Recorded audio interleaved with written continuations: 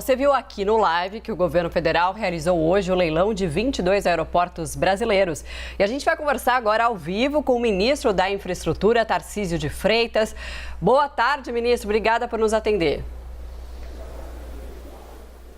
Boa tarde, Marcela. Prazer estar aqui.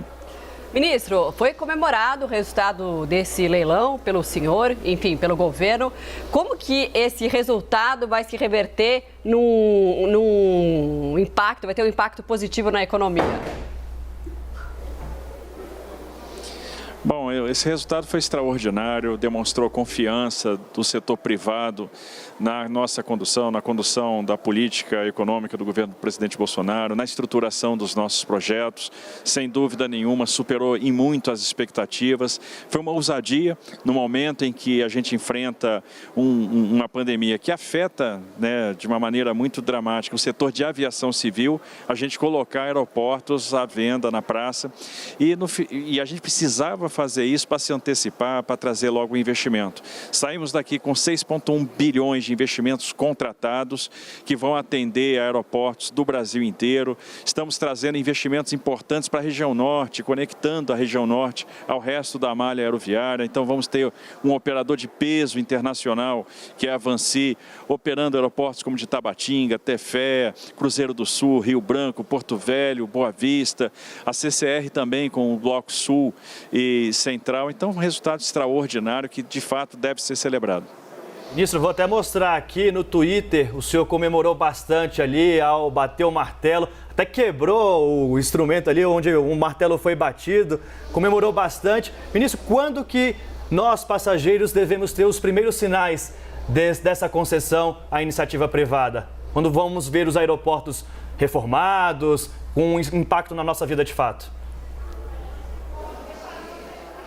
Observe que agora a gente entra numa fase de assinatura do contrato, onde é montada a sociedade de propósito específico, a empresa, são aportadas as garantias. Isso leva em torno de 3, 4 meses até a gente chegar na assinatura do contrato. E a partir daí se inicia uma fase de operação assistida, ou seja, uma fase de transição da Infraero para o novo operador. Isso dura 180 dias, 6 meses de operação assistida. Assim que a operação assistida acabar, se iniciam então os investimentos mais importantes, os investimentos em terminal, em ampliação de capacidade de pátio, em investimentos em ampliação de pista, e aí a gente vai começar a perceber realmente a força e a competência desses novos concessionários nesses aeroportos. André Jankowski. Ministro, boa tarde. Queria saber desse investimento de 6,1 bilhões contratados que o senhor comentou. Ele pode, de repente, ter alguma mudança durante esse período de concessão, tanto para baixo quanto para cima, por causa da demanda? Afinal, a gente agora, no curto prazo, não tem aí uma demanda aérea, né, demanda por passageiros tão grande. A gente pode ter mudanças nesse sentido? Observe que o nosso estudo ele é referencial e ele estabelece uma pauta mínima de investimento que é a função da demanda. Essa demanda ela foi reavaliada, né, para esse cenário de pandemia, então ela já foi reestimada. O que a gente deve perceber é até uma majoração de investimento, porque ao longo do tempo de contrato, novas necessidades, upsides vão sendo percebidos, novas oportunidades de negócio, então é comum e já vem acontecendo. Por exemplo, o aeroporto indústria de Confins não estava previsto. Foi uma oportunidade percebida pelo concessionário e o investimento foi feito. O terminal de cargas do aeroporto de Porto Alegre não estava previsto no contrato. Foi uma oportunidade percebida e o investimento foi realizado. Da mesma forma, deverá acontecer nesses 3 blocos. Novas oportunidades vão ser percebidas e eu acredito até numa majoração desses investimentos de 6,1 bi. Ministro, há perspectiva de ampliação da concessão de outros setores da infraestrutura do nosso país? Olha, a gente tem um programa grande de concessões, é o maior programa de concessão da nossa história. A gente deverá transferir para a iniciativa privada até o final do ano que vem mais de 100 ativos. ativos dos mais importantes da nossa infraestrutura, como o Porto de Santos, que vai ser privatizado, o Porto do Espírito Santo, que também será privatizado, vai ser a primeira privatização portuária da nossa história, o aeroporto de Congonhas, o Santos Dumont, a nova licitação da Nova Dutra, as rodovias integradas do Paraná em 6 lotes, a BR-163 Pará, enfim, nós temos aí a Ferrogrão, nós temos uma quantidade muito grande de ativos ainda a ser transferida para a iniciativa privada, o que vai fazer com que a gente chegue no final de 2022 com cerca de 260 bilhões de reais em investimentos em infraestruturas contratados e uma parte importante dessa parcela ainda no ano de 2021. Ministro, foi estratégico fazer esse leilão em meio a um momento de crise do setor aeroviário e também com a depreciação do real atraindo, a gente viu aí que houve proposta em todos os lotes de players, inclusive internacionais.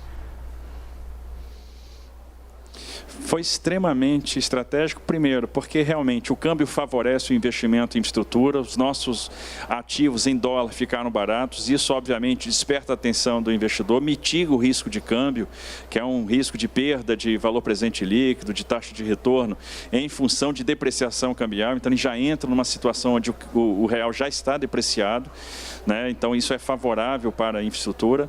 E segundo, a gente tinha que aproveitar o excesso de liquidez que há no mercado. Então, os investidores já começam a enxergar quais serão as grandes oportunidades. E era importante a gente se antecipar para já chamar atenção para o Brasil. A estratégia foi acertada, a gente começa a conectar investidores, já começa a chamar atenção e é sempre uma preparação para os próximos blocos. Então, foi muito oportuno fazer esse leilão nesse momento. Drajan Karski. Ministro, queria falar um pouquinho dos leilões que vão ocorrer amanhã e também na sexta-feira na B3. O senhor já tem informação se há concorrência, se há propostas para todos os portos e também para o trecho da FIOL. E aí eu também quero complementar fazendo uma pergunta. O senhor falou de várias privatizações até o final de 2022, Santos Dumont, a gente também tem aqui o aeroporto de Congonhas. Mas dá tempo de fazer tudo isso, ainda mais um ano eleitoral?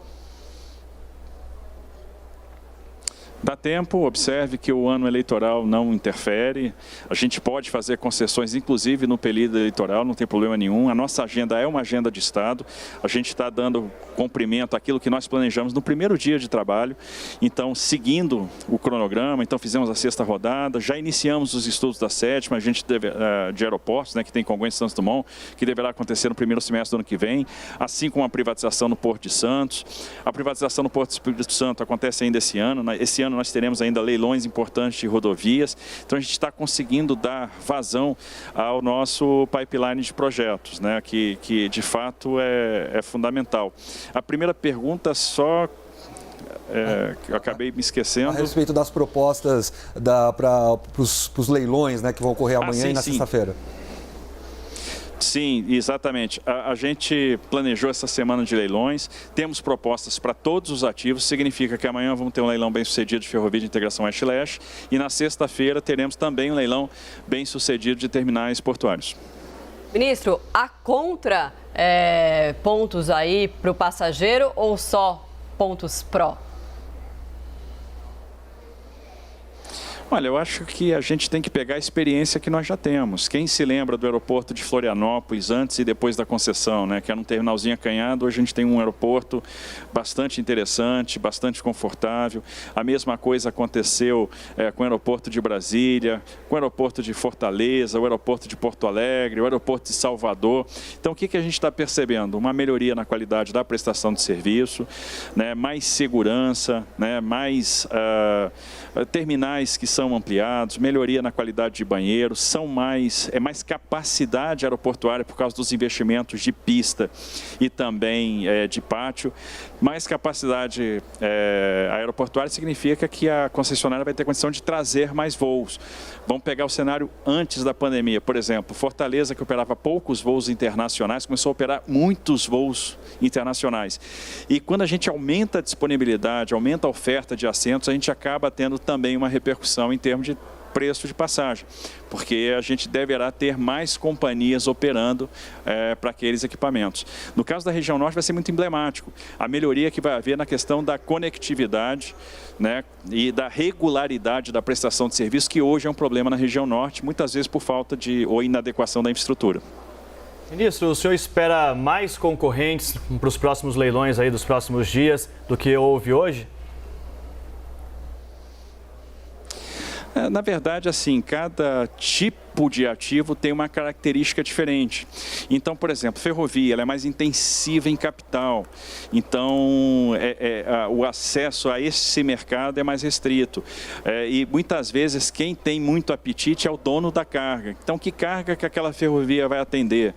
Né? A mesma coisa acontece em terminais portuários. Nos portos, líquidos a gente acaba tendo uma competição entre distribuidores, mas muitas vezes a gente licita um terminal que faz parte de uma cadeia verticalizada. Então, aquele terminal portuário vai interessar ao dono daquela cadeia. Então, são naturezas de competição diferentes. A gente conversou com o ministro da Infraestrutura, Tarcísio de Freitas. Ministro, muito obrigada pela entrevista e até uma próxima. Obrigado, agradeço a oportunidade.